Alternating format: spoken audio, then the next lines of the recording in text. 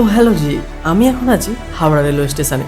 আমার পিছনের ব্যাকগ্রাউন্ডটা দেখে বুঝতেই পারছি, এই কাঠফাটা গরমে মনটা জাস্ট একটা উইকেন্ড ট্রিপ চাইছে। আর বাঙালির কাছে দীঘাচ্ছে ভালো অপশান আর কি হতে পারে। তাই আজ আমি যাচ্ছি Howrah to Digha summer special ট্রেনে, সমুদ্রের পথে দীঘাতে। চলুন স্টেশনের ভিড় আর ট্রেনের ঝিকঝিকানি নিয়ে যাত্রাটা শুরু করা যাক।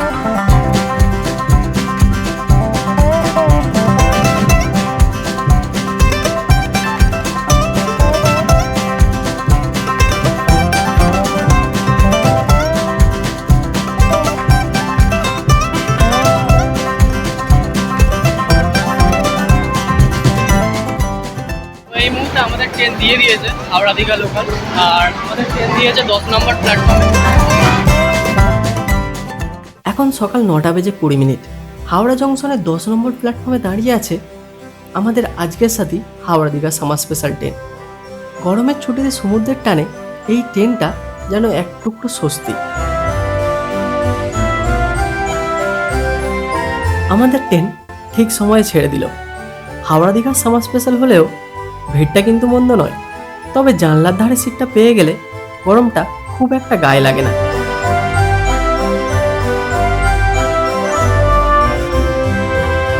তোমাদের জানিয়ে রাখি, Howrah Digha summer special train সব স্টেশনে হল্ট দেয় না। 4 ঘন্টা 10 মিনিটের যাত্রাপথে টোটাল 22টি স্টেশনে থামে। আমাদের প্রথম হল্ট সাঁতরাগাছি জংশন, তারপর উলুবেড়িয়া, বাগনান, মেছেদা, রঘুনাথ বাড়ি, তারপর প্রতিটা স্টেশনে হল্ট দিয়ে আমাদের ট্রেন দীঘাতে পৌঁছাবে।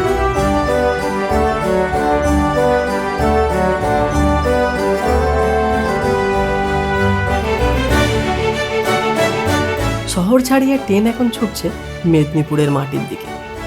বাইরের দিকটা নীল আকাশ আর গ্রামের সবুজ ক্ষেত শান্তিতে চোখটা জুড়িয়ে যাচ্ছে। দীঘা যাওয়ার আসল মজা তো এই জার্নিতেই। আমাদের ট্রেন সাঁতরাগাছি পার হয়ে উলুবেড়িয়ার দিকে যাচ্ছে, আর জানলার হাওয়া জানান দেয় ছুটি শুরু হয়ে গেছে।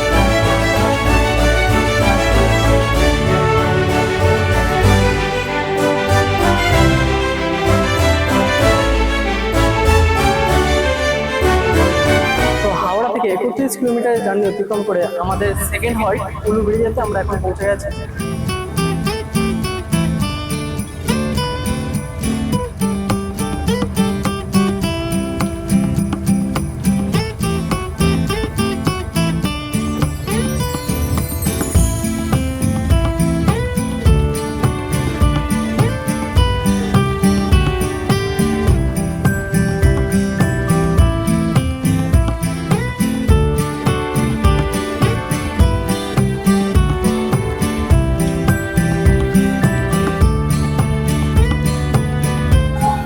তো এই মুহূর্তে আমরা 44 কিলোমিটার পথ অতিক্রম করে চলে এসেছি বাংলানে, আর আমাদের ট্রেন এখন 4 মিনিট লেটে চলছে। আশা করি টাইমে পৌঁছে যাবো।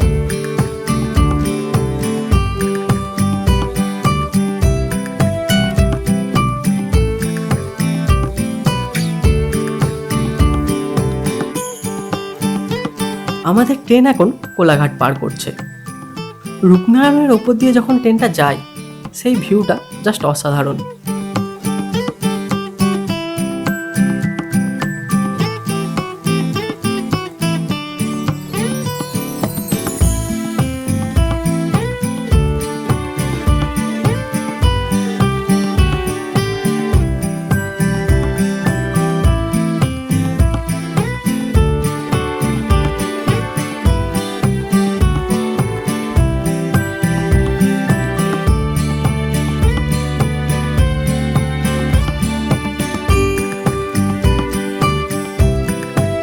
টোটাল 187 কিলোমিটারের মধ্যে থেকে সবে 58 কিলোমিটার পথ অতিক্রম করে আমরা চলে এসেছি মেছেদাতে।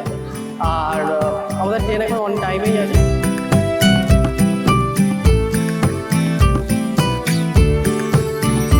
তো মেছেদার পরে আমরা চলে এসেছি রঘুনাথ বাড়ি স্টেশনে, আর এর পর থেকে প্রতিটা স্টেশনে এই ট্রেনটি দাঁড়াবে। তমলুক থেকে কাঁথি এই যাত্রাপথটা খুব সুন্দর। হাওড়া দীঘা সামার স্পেশাল ট্রেনের মজাটাই আলাদা। জানলার ধারে বসে দেশের রাজনৈতিক পার্টি নিয়ে আলোচনা করা আর বাইরের দৃশ্য দেখার একটা আলাদাই অনুভূতি।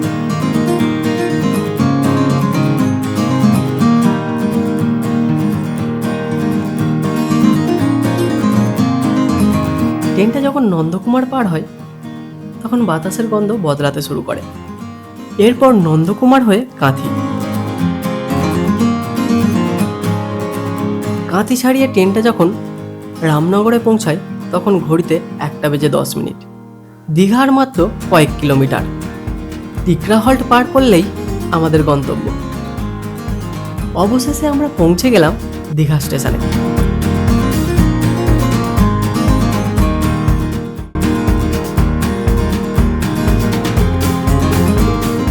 নির্ধারিত সময় থেকে 5 মিনিট লেটে আমাদের ট্রেন দীঘাতে পৌঁছালো। 4 ঘন্টা 15 মিনিটের এই সফরটা হাওড়া দীঘা সামার স্পেশাল ট্রেনে সত্যিই দারুণ ছিল। এবার শুধু সমুদ্রের ঢেউ শোনার পালা। ফাইনালি আমরা 187 কিলোমিটার পথ অতিক্রম করে চলে এসেছি দীঘা রেলওয়ে স্টেশনে। আমাদের ট্রেন প্রায় 5 মিনিট লেটে এসছে। আর যদি জার্নির কথা বলি, জার্নিটা খুব সুন্দর হয়েছে, খুব কমফোর্টেবল হয়েছে জার্নি। তো চলো দীঘা সি বিচে যাওয়া যাক।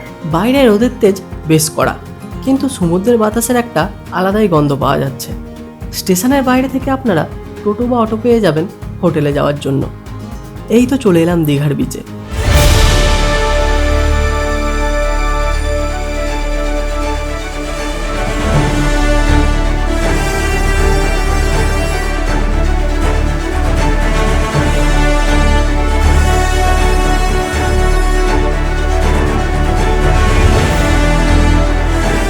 উত্তাল সমুদ্র আর দীঘার এই হাওয়া সব ক্লান্তি ধুয়ে দিচ্ছে।